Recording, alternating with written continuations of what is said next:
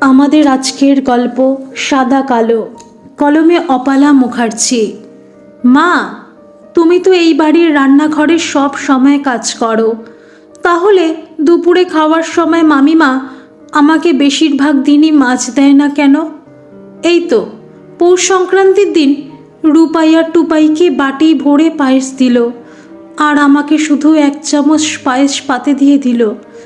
আগে তো মামার বাড়িতে এলে দিম্মা সামনে বসে থেকে কত কি খাওয়াতো। মামিমাও এমন ছিল না। সব কিছু বদলে গেল কেমন করে মা? ছোট্ট ঝিলমিলকে বুকে টেনে নিয়ে মায়ের বিছানার একপাশে চুপ করে শুয়েছিল সুচরিতা। বিছানার আর একপাশে মা শুয়ে আছেন, প্যারালাইসিসে অক্ষম, কানেও শুনতে পান না। মায়ের দেখাশোনার দায়িত্বটাই সুচরিতাকে নিতে হয়েছে। মেয়ের প্রশ্নের আর কি উত্তরই বা দেবে সুচরিতা? এই বয়স থেকেই সংসারের ঘোর প্যাচ মেয়ের মনে ঢোকাতে চায় না সে। যা কিছু ঝড় ঝাপটা না হয় তার ওপর দিয়েই যাক। মাত্র 8 বছর বয়স মেয়েটার, এরই মধ্যে তার মাথার ওপর থেকে ছাতা সরে গেছে। সুচরিতার শ্বশুরবাড়িতে নিজের বলতে কেউই ছিল না। অনুপম তার পিসির সংসারেই মানুষ। লেখাপড়ায় খুব ভালো ছিল সে, একটা ভালো চাকরি জোগাড় করতে তাই তাকে বিশেষ বেগ পেতে হয়নি। এত ভালো পাত্রকে সুচরিতার বাবা আর হাতছাড়া করতে রাজি হননি। একবার দেখাতেই পাত্রী পছন্দ হয়ে যায় অনুপমের। বিয়ের পরেই বিলাসপুরে নিজেদের নতুন সংসার পাতে ওরা। বছর 2-1-এর মধ্যেই সংসার আলো করে ঝিলমিলের আগমন। দিনগুলো যেন হাওয়ায় ভর করে কেটে যেত তখন। অনুপম প্রাণপণে খাটত তার প্রিয়জনরা যাতে একটুও কষ্ট না পায়, সেদিকে তার ছিল কড়া দৃষ্টি।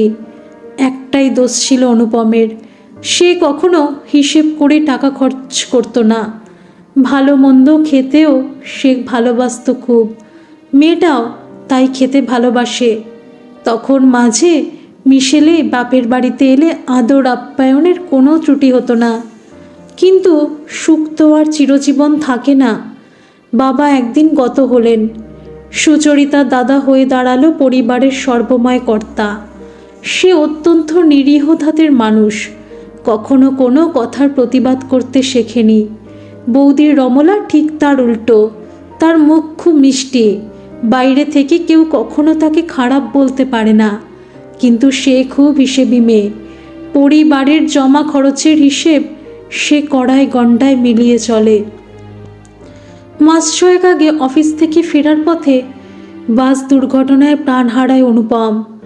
এতটুকু মেয়েকে নিয়ে অথই জলে পড়ে সুচরিতা। শ্বশুর বাড়িতে কেউ নেই যার সামনে গিয়ে সে দাঁড়াতে পারে। অনুপমের অফিস থেকেও যৎ সামান্য অর্থ পাওয়া গেল। বিদেশ বিভূয়ী মেয়েকে নিয়ে দিশেহারা হয়ে গেল সুচরিতা।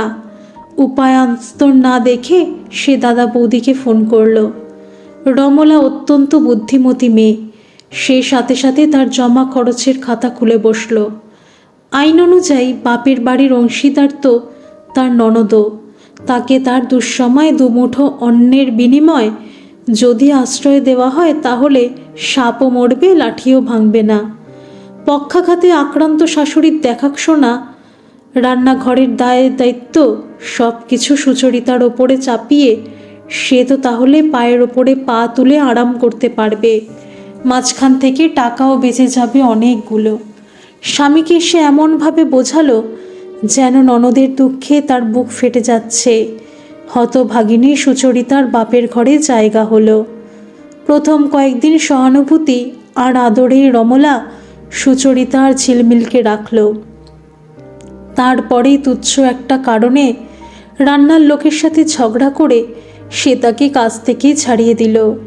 কর্তব্যের খাতিরেই সুচরিতা নিজে থেকে রান্নাঘরের দায়িত্ব নিজের কাঁধে নিয়ে নিল। এমনি করেই মায়ের দেখাশোনার ভারও একদিন তার ওপরেই এসে পড়ল। রমলা কিন্তু একদিনও তার সাথে খারাপ ব্যবহার করেনি। গণ্ডগোল শুরু হলো এক রবিবারে। সেদিন অফিস ছুটি। সুচরিতা দাদার সাথেই তার 2 ছেলে আর ঝিলমিল খেতে বসেছে। ছুটির দিন তাই আজ মাংস রান্না হয়েছে।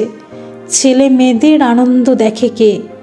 সুচরিতা ঘরমাক্ত কলেবরে খাবার জায়গায় মাংসের ডেচকি নামিয়ে রাখল। রমলা তার স্বামী আর দুই ছেলের জন্য বাটি ভরে মাংস তুলে পাতের পাশে রাখল। ঝিলমিলকেও একটা বাটি এগিয়ে দিল। ও মামি, আমার বাটিতে তো মাত্র এক টুকরো মাংস, সবই তো ঝোল আর আলু, আমাকে আর এক টুকরো মাংস দাও না। তুই থাম তো বাপু, পেট রোগামে, একটুতেই অসুস্থ হয়ে পড়িস। তোকে আর মাংস খেতে হবে না, যা দিয়েছি ওই দিয়ে মেখে ভাত কটা খেয়ে নে। সুচরিতার দাদা অসহায় গলায় বলে উঠলেন, রুমি, দাও না আরেক টুকরো ওকে, ছেলে মানুষ চাইছে। তুমি তোমার মতো খেয়ে নাও তো, সংসারটা আমি চালাই, কাকে কি দিতে হবে আমি সেটা খুব ভালো জানি। দপদপ করে পা ফেলে রান্নাঘরের দিকে চলে যায় রমলা। সুচরিতা সেখানে ভয়ে জড়সড় হয়ে দাঁড়িয়েছিল। সুচি, মেয়েটাকে একটু জিভে লাগাম দিতে বল। যেমনই হোক বিয়ে তো দিতে হবে একটা, পরের ঘরে গিয়ে এমন করে চাইলে তারা তো ছি ছি করবে, এতে তো মামা মামির অপমান হবে। সবাইকে শুনিয়ে রমলা জোর গলায় বলে উঠল। ঝিলমিলের গলা দিয়ে সেদিন আর মাংসের ঝোল ভাত নামল না। মাকে জড়িয়ে ধরে ফুপিয়ে কেঁদে উঠল সে। কই, বাবার কাছে কত আবদার করেছে সে, বাবা তো কখনো এমনটা বলেননি। মামি এমন বলল কেন তবে? ঠাকুর কেন বাবাকে ঝিলমিলের কাছ থেকে কেড়ে নিলেন? সুচরিতার দু চোখও শুকনো ছিল না। না, এভাবে আর চলবে না, যেভাবেই হোক নিজের রোজগারের একটা পথ খুঁজে নিতে হবে তাকে। কিন্তু অফিসে চাকরি করার মতো যোগ্যতা তো তার নেই। সে জানে শুধু রান্না করতে, তবে কি রান্নার কাজে খুঁজবে সে? পরদিনই আশেপাশের ভাতের হোটেলগুলোতে খোঁজ নিতে শুরু করলো সুচরিতা।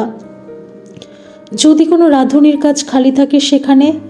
মেয়ে দেখে অনেকেই পিছিয়ে গেল। সন্ধ্যার মুখে সে যখন নিরাশ হয়ে বাড়ি ফিরে আসছে, এক পাঞ্জাবি বৃদ্ধ হোটেলের মালিক তখন তাকে কাজে দিতে রাজি হলেন।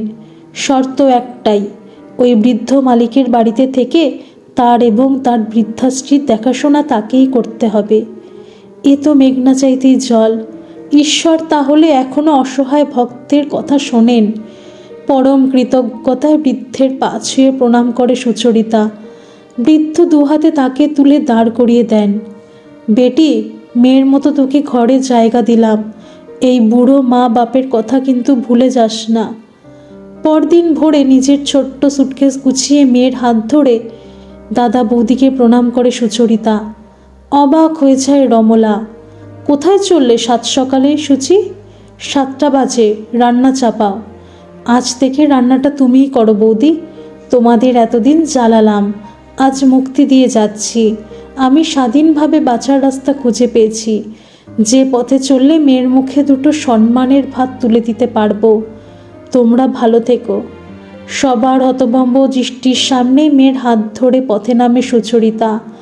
আজ থেকে শুরু হলো তার বেঁচে থাকার লড়াই, তবে সে জানে এই লড়াই তাকে জিততেই হবে। আজকের নতুন সকালের আলোই তাকে দেখিয়ে দেবে সেই লড়াই জেতার পথ।